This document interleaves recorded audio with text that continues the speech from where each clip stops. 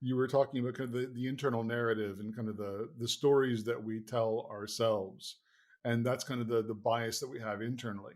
You also talk about bias that is external, other people's bias and how that impacts us. And you use cognitive bias. And I like the word cognitive dissonance. And I think a lot of times I can't hold two ideas in my head that are diametrically opposed. And I think when it comes to me trying to set goals, I have to decide which one of these ideas have I made up and which one of these ideas is true. But what do you think about cognitive dissonance as it relates to goal setting?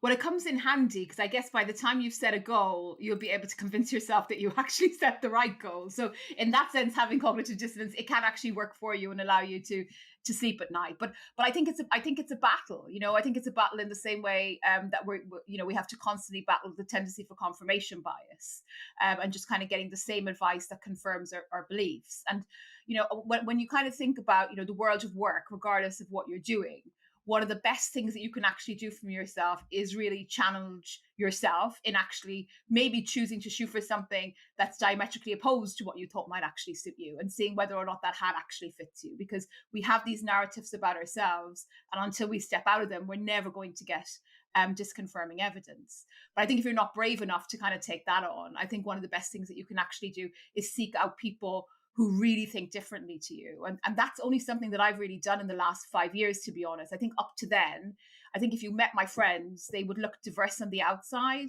But actually, if you saw us having a meal and overheard the conversation, we all agree with each other and propped ourselves up. And there's goodness in that. You need some of that in your life. But having people who disagree with you and will really give you different opinions has been, it is extremely valuable, both for decision makers in large organizations. But I think as individuals, it's the best way, not just to move us forward, but to allow us see opportunities that we're blind to.